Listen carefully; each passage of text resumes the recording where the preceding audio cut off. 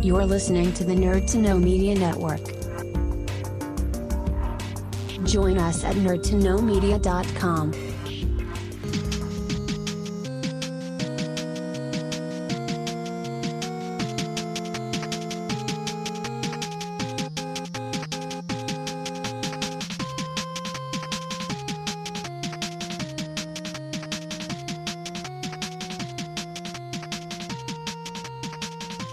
Hello and welcome to this week's edition of the Game Corner. My name is Kieran Calicorn as always, and we have a very special guest this week from Australia. This is Michael Hilliard, who is a journalist and podcaster who hosts the very popular Red Line podcast. How are you doing, Michael? I'm good. It's great to be here. Excellent. Thank you so much for making the time for this. Are you having a good day? It's been good. We're just buried in a bunch of stories and watching the world, burn around. So it's great to be, showing you with the one time of my week where I get to actually relax and play a bit of games to get away from this crazy planet. Well, I'm sorry to be a contrarian, but before we get into the fun, relaxing game stuff, I'd love if you could chat a bit more about your podcast work. So tell us about the Red Line podcast. What is it that you do?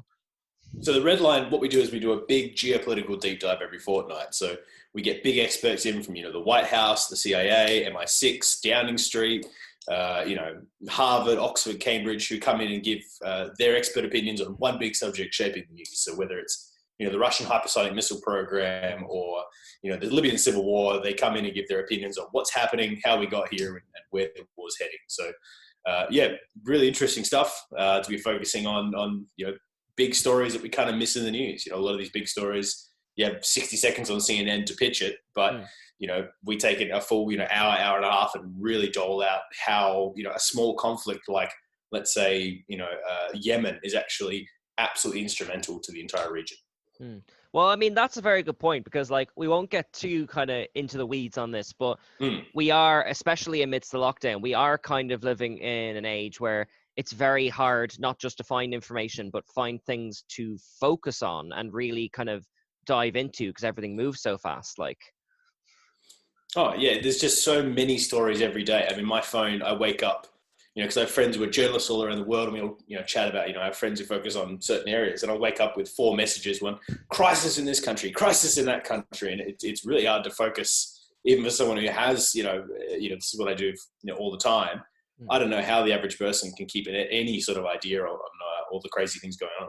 That's exactly it. And you said off the air that you started this podcast 6 or 7 months ago. What was kind of the spark that made you want to do it? So it was very weird. I've been ghostwriting in a bit for quite a while now, but I've been traveling and reporting from these, places like, Uzbekistan and Iran and Russia and all these places. And I had this weird black book of contacts that, guys from the Taliban and guys from Russian intelligence and guys from British intelligence and, this weird network of people. And a friend of mine who runs a couple of radio stations over here was like, look, let's do a show because, it'd be pretty crazy to get, the Taliban's opinion on something. And I'm like, it sounds like a weird thing to do. And kicked it off thinking it would be kind of a side project, who cares? It's just going to be something I do in my spare time and end up gobbling up most of my time. And now, it consumes my every waking moment. Yes. Well, I don't do anything on the kind of global level of that. And I still understand how kind of projects like this can just sort of, because the second you start doing this, everything in your life sort of starts circumventing into the podcasting. Do you find all the time you end up just it just you wake up in the middle of the night and go, oh, that that's why that country's doing that, okay, and then you writing it down, and my poor girlfriend will be woken up by me being like, oh no, you got to understand, Serbia will do this if that happens, and she go, yes honey, it's lovely, but I go, win and son, and put me back to bed. Well, I can't speak for journalism, but I can speak for, I have done quite a lot of kind of playwriting in the past, and I do know that all the best ideas arrive at roughly between 3 and 4 in the morning. Yep. My entire office is, it looks like, one of these crazy people's rooms where there's just maps and string everywhere. It's like, it's all connected. This general knows this person and he's had a photo with this person. My whole life has now just become map string and small amounts of If you haven't seen it, I must send you the It's Always Sunny in Philadelphia thing of Charlie's kind of meme of all the things on the wall with a cigarette shaking in his hand and all that kind of stuff. That is me. I am the biggest fan of Always Sunny to begin with. And yeah, Pepe Silva I'd love to slot any Pepe Silva references I ever could into anything. Charlie's energy there is just me at every Thursday afternoon. Well then, to kind of pivot out of the sort of panic attack stuff, like we've had a lot of different guests from all over the world kind of talking about their experience of the lockdown and kind of how gaming has helped them kind of cope with that. How have things been? I'm assuming you've been in Australia throughout the past 2 or 3 months kind of dealing with this, have you? Yeah, I flew back in. It was weird. I was in Hong Kong when it first kicked off. When they were reading the stories of, hey, this thing is, there's some weird disease coming out of China. It was like, oh, that's weird. And then kind of came home, and then I went to Malaysia as it all kicked off again. I came home. Australia's been pretty good for it. It's not really. We haven't seen the numbers that a lot of places have. But it's been very odd because obviously a lot of my friends are journalists who are living in, Kyrgyzstan and Iran, and America and the US. And, gaming's been really good to kind of just, we'll sit there and play Call of Duty or something and just be playing and, comparing our lockdowns to each other. It's been a really kind of leveling experience for everyone. And like, you say you've been talking to journalists all over the world, like kind of, has there been a unifying type of experience, like, or is it like different strokes for different folks depending on where everyone is, like? Oh, it's hugely. I think the biggest wake up call for me, I was on this US panel show doing a COVID piece, and they had this guest on before me, and they asked him, how's COVID going for you? And he was saying, well, me and my wife, we bought up a bunch of guns, and we take shifts to make sure we sleep with one person awake. And, if anyone comes through the door, I'm going to shoot them because that's what I'm going to do because I want to defend myself. And they went to me, he's like, Michael, you're in Australia, how's COVID going? I went, well, I bought 6 bottles of vodka. I'm down to 4, and that's about it. So it's incredibly different compared to countries. Over here, the whole thing was quite mild because we locked down very early. So it really is different strokes for different folks on this one. I know exactly what you mean because like when I'm not doing this, I work in a bookshop, and like we, fortunately, Ireland and Dublin in particular, closed up relatively early, kind of late February, early March. But you just heard reports of people still kind of going about their day to day from like places like the UK and that kind of stuff. And like, yeah, we didn't even do a massive stock up here. There was a bit of a run on toilet paper, but apart from that, it was just kind of staying indoors and that was it. Like, I'm glad to see that kind of where you've been based is kind of more or less the same. Like, yeah, it was toilet paper just disappeared at the start, and then there was a lot of weird things like our Prime Minister came out and said that puzzles are now an essential service. It was very weird. Actually, I will back up your Prime Minister on that because the first thing we ran out of in the bookshop was jigsaws. Yeah, I don't doubt. I mean, I went and bought a jigsaw myself, and yeah, no, it was weird the things that you really needed. It was like toilet paper and odd things that I never thought would be, I traveled to war zones where that's, that is a scarcity, but never thought I'd see it in my cozy little place in Australia. All right, well then let's pivot from there into the game. So what game have you been playing the most since the lockdown started then? I mean, I'm a terrible basic person, but the game I'm playing most is Call of Duty, Modern Warfare and Warzone. I've been playing quite a lot of that because my friends are all playing it. I'm not a huge first-person shooter guy, but I've affectionately been called the bullet sponge. And at this point, I spend most of my time acting as they call bait. Hey Michael, head in there and see if there's any enemies so we can clean them up later. It's a tough job, but someone has to do it. Well, yeah, I think the last time I played Warzone, we got towards the end, and my orders from the friend of mine who's very good at the game was, hey, can you get in the car and honk the horn as many times as you can and cause the most ruckus and lure these guys out so we can then snipe them off. And that's about as useful as I am at these kind of things. Okay, so can I just double check, because there have been quite a lot of Call of Duty games. When you say Call of Duty Modern Warfare, are we talking like one of the most up-to-date ones or like a PlayStation 2? Like, no, I used to play that one quite a lot. That was I actually ended up going to Chernobyl just to, because I played that old one so much. But yeah, no, the brand new one, the one with all the, and it got so different. I think the last Call of Duty I played was Black Ops 1 before this. And then all of a sudden I come in and there's attachments on your guns and you can name your guns thing. And there's people, doing thumbs up to me as they kill me. It got so much more complicated. Yeah, I remember, I think, and this is to show how far back I am on Call of Duty, I lost patience with it back in Call of Duty 4 Modern Warfare 2 when Yep. fragging was a thing. You killed someone Yep. and they automatically dropped a grenade and they essentially got a free kill for no good reason. Yep, it's I remember it being called martyrdom, if memory serves. That was it, yeah. And everyone used to use it. That and the grenade launchers that everyone would just like attach to the guns and at the start of the round, and you just end up, killing 4 or 5 people.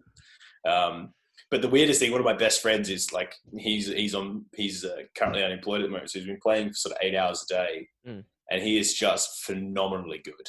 Like, could probably go pro with this thing. So whenever I play by myself, I feel really good about myself because I'm matched with people about my skill. And I'm like, yeah, no, I'm pretty good. I'm doing well. And then he'll invite me into his server. And I just go back from being where I feel comfortable with myself to being, like a duck kicked between people at this point. I know exactly what you mean, because a few weeks ago, we had a lovely chap, Neil, on, who introduced me to this Star Trek Online game. And I started playing it on my own in the single player, and I felt like kind of top of my game. And then I started playing with them, who've played for literally 10 years. And they've got like the most advanced ships. And I've got this piddly little escape pod thing trailing behind them. So I know it's very humbling to play with incredible experts. Like, kind of when you kind of are only casual, like. Well, that's the thing. My television is also, like, I bought my television for $50 3 years ago. So while these guys are playing on, like these full, beautiful little gaming rigs, I'm playing on my TV with like squinting like an old man sitting 2 inches from my television, waiting for like, is that a person or is that a car? I can't really tell at this point. I imagine just firing like wildly into the air. I do. I named all my guns Spray and Pray for a good reason.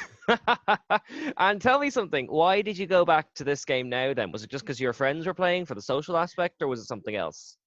I think there was 2 things that brought me to it. It was one, that all my friends were playing, and the second one, they did this amazing little feature in the new Call of Duty that when you kill someone, it turns their mic on for about 5 seconds, which I love because there's nothing better than shooting someone and hearing this like 10-year-old kid scream down the line like, "One more!" Nothing is more humbling than that. I can have a terrible day at work, but knowing that I've ruined as a 6-year-old's day and I'm bullying children is the most power I'm going to have that day. I had the reverse experience because I tried the game Fortnite because I do drama teaching and a lot of like kind of kids on there, and I would play it and I'd go, no, and you just hear all these children's laughter, like, because you're such a new player compared to these experts with llamas and things like. Oh, it just boggled them. Like the other one, all my a bunch of like my Russian friends. All play this shooter kind of, it's kind of like Fortnite, but what if Fortnite with, what if the maker of Fortnite had depression for 40 years is Escape from Tarkov? It's the best way I could ever sum it up. Now, before you get into this, I actually haven't heard of Escape from Tarkov before you mentioned it. So what platform is it on? Where can people find it? It's weird. It's like only played by like Russians, and it's only on this like independent indie game platform. You can't find it on Steam. And it's only played by like angry Russian teenagers who will all immediately swear at you in Russian. But everyone is brutal, and there's like, it's like a survival zombie game, except all the other players are Russians and they all have Russian mindsets, and they will take it out on you. If you are the English speaking person in the lobby, you will be hunted. So you mentioned that you are essentially like a kind of bullet soap for like Call of Duty. Is it your same experience with Escape from Tarkov then? Oh, it's far worse because at least some Call of Duty players take pity on me. The Russians, because that's the thing. My Russian's all right. I can speak some good Russian, but after a few drinks, my Russian goes from a nice Moscow accent to a disgusting. He goes from like so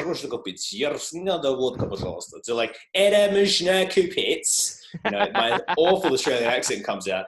And it just reverberates. It's, those sort of old movies where you hear like the person crack the twig and it just reverberates through the whole jungle. Yeah. As soon as my awful Australian accent reverberates through the mics and the servers, you just feel every Russian just dive in and find me. I must say, terrifying. I don't mean to be like a red flag to a bull, but I've never heard Russian spoken in an Australian accent. That's a thing of beauty. It's awful. It really is. Australian accent's awful. It's a butchering of the English language as is, but butchering Russian is just a hat on a hat at this point. And what made you seek out this game and indeed stick with it then? That's the thing. I had a bunch of Russian journalists who were all like, "Oh, we have this game, and you should play it, and you'll love it. It's not that hard," they said, and I was like, "Oh, I trust them." And then I got online, and I think they just brought me in as a punching bag. It became, that classic English game, where they send the foxes out and they go hunt them. I am the fox in that game. Well, at least you're the center of attention in that scenario, I suppose. I had PTSD from it, but sure, yeah. And tell me something then, like, because as I've mentioned many times, we've had kind of people on who play games like apocalyptic games and that kind of stuff because they find the extreme levels of it relaxing compared to the lockdown kind of scenario. What is it that draws you into these shooter games? Do you find them relaxing or adrenaline kicking? Like, what's your kind of feel for them? I think it's actually the opposite for me. It's the least thinking you have to do all day. I spend my entire time thinking, about Filipino politics, and then to come and just shoot at an 8-year-old who's screaming down the server is kind of oddly relaxing. Particularly as I'm not very good at the game, but there's just something satisfying about it. But I used to be a real nut for real-time strategy games, and particularly the old like Age of Empires and medieval Total War kind of games. So this is me kind of getting out and doing first-person shooters for the first time, and definitely feeling the learning curve there. I know what you mean, though, because I used to play a lot of Age of Empires, Empire at War, that kind of stuff. But when you play shooters, you almost don't have time to think. You just have to kind of go with whatever it throws at you, like. Oh, it's more reaction time more than anything. The game I used to play ages ago, it's the most obscure game. I've never found anyone else who plays it. I think there's like 20 downloads in the world. It was this game called Empire's Dawn of the Modern World, and it was like this Age of Empires ripoff. It was the same creators, but you go from medieval up to World War II, and I think me and my brother have collectively clocked probably 3,000 hours on it. But I don't think anywhere else in the world knows it. So if any of your listeners know Empire Dawn of the Modern World, please hit me up. I will be your best friend, because they will now, because we'll put that big flashy image on top of your episode. Like, good. I hope so. It's an obscure game from 2003 that I've collectively clocked about 3,000 hours on over the years. I know exactly what you mean, though, because I was a big PC player back in the 90s and 2000s, and a lot of the games I've gone looking for simply don't exist anymore because they come from a sort of CD-ROM pre-online era of gaming, like. Yeah, it used to come in 2 CD-ROMs because it was that old. And it took about, I remember playing it on Windows XP, if that kind of gives you a hint on how old it is. It was just this weirdly addictive little game that, like, I would hate to know how much of the exact strategies my brother and me have learnt about it over the years, and it's such useless knowledge. I forget friends' birthdays all the time, but boy oh boy do I know the best strategy to use France in World War One. I know. I think my big ones were Tactics, which is a weird one no one remembers, about a pterodactyl that has to lift sheep with a magnet, and Chaos. Yeah, can't find it anywhere. And Chaos Gate, which is a Warhammer game, which, so far as I know, still hasn't made it to Steam. But it's so out of date, you can't even play it if you have the CD-ROM. And I think it's actually pre-XP at this point. Like, ooh, wow. But like you were saying, I still remember how the strategies and how to beat the first 3 levels glued to the back of my head. But critical moments from like my own daughter's kind of first year, nothing. If it's not on Facebook, it's gone. Yeah, there's a lot of glasses of vodka between now and then. So, there's so many little games like Rambo. No, not Rambo. Turok, the dinosaur hunter game. I used to play that. I remember that. Yeah, all the time. I think I played the free demo where you get 2 levels for free, a gazillion times when my parents bought it for Christmas one year. But that was it as well. If you were like a kid in the 90s playing games, you would get a demo and you'd be happy with it forever. I think I had the first level of pod racing and just kept doing that endlessly and didn't get bored. I played so much pod racing, but I played a Malaysia burn of it. So it was bits and pieces would just disappear all the time. It was just awful. There was one map that they just, I think, built in terribly. You just fall off the map randomly. That and Pokemon. I played so much Pokemon as a kid. Oh, was it like, are we talking like a normal version of Pokemon or like a Malaysian version of Pokemon? No, the normal version. I actually played. I was the guy who took it way too seriously as a primary school kid, to the point where people would like, "Where do you catch a Jigglypuff?" Well, Michael will know that, and I would be like, "Well, I can tell you that for 3 Chupa Chups. I can tell you where you're gonna get that Jigglypuff, eh? It's You funny want to that go you to Mount mentioned Moon?" that.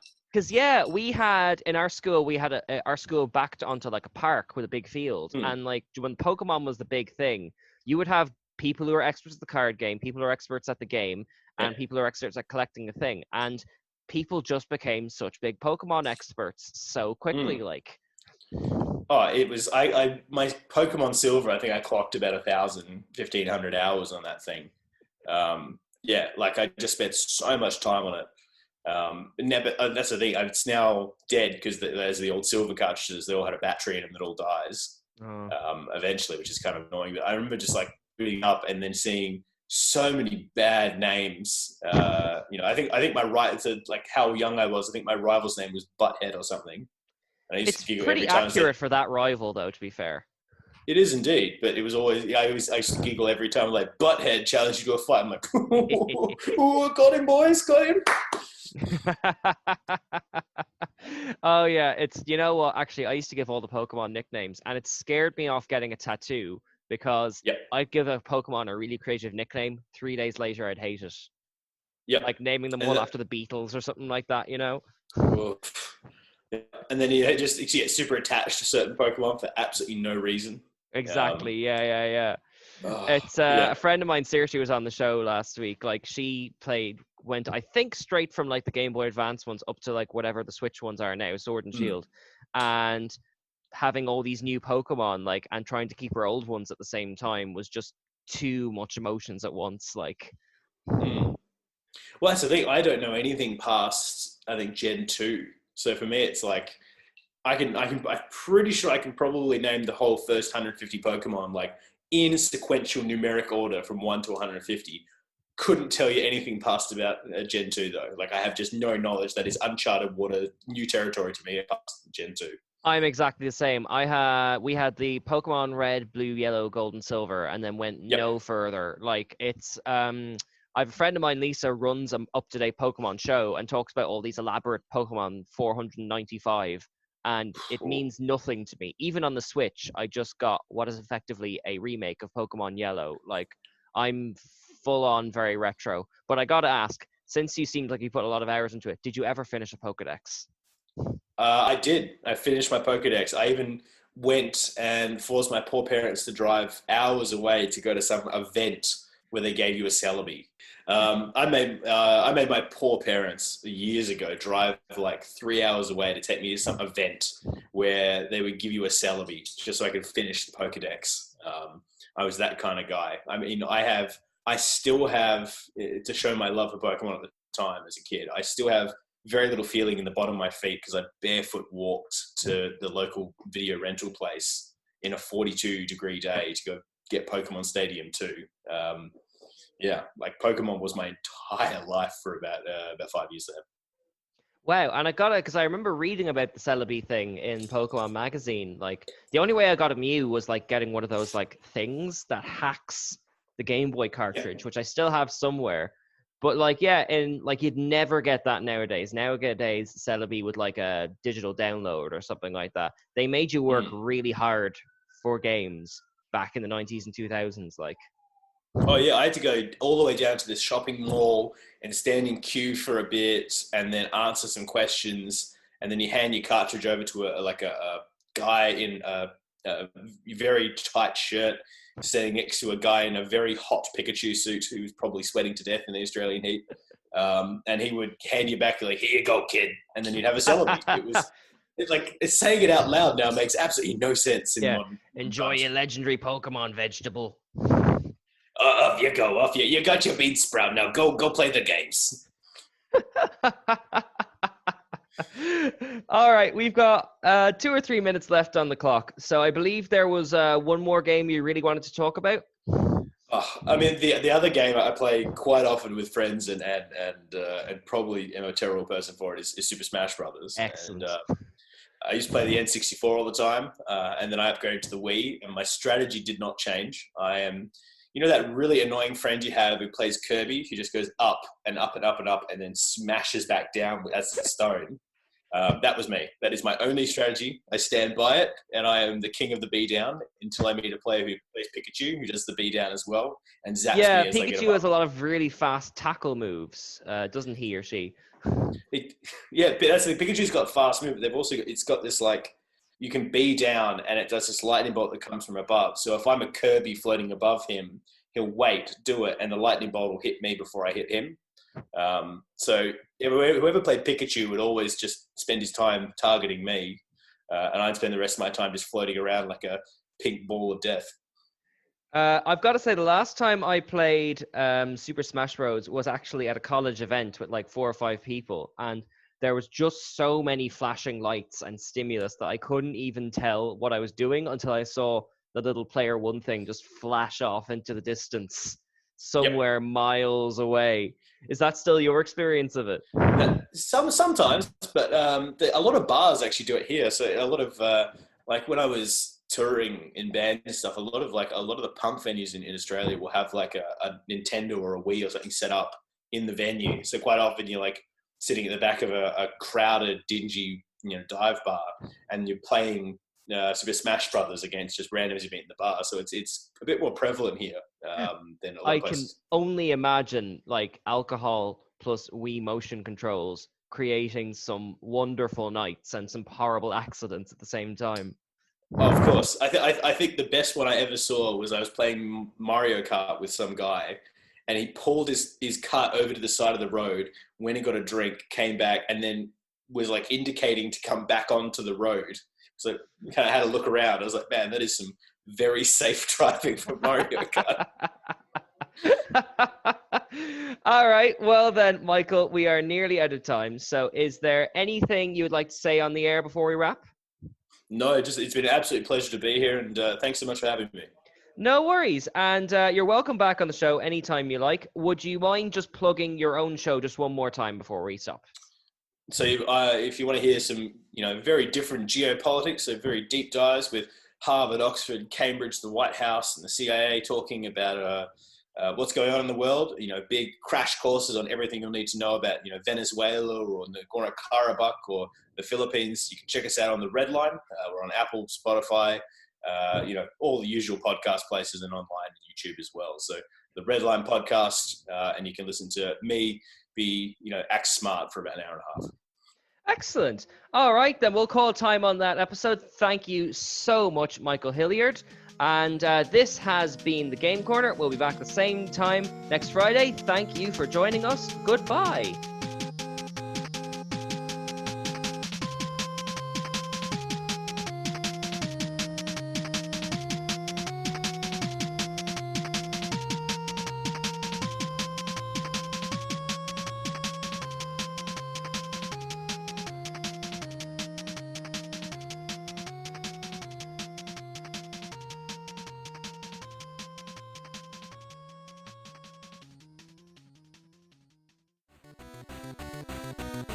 Thank you for listening to a Nerd to Know Media production.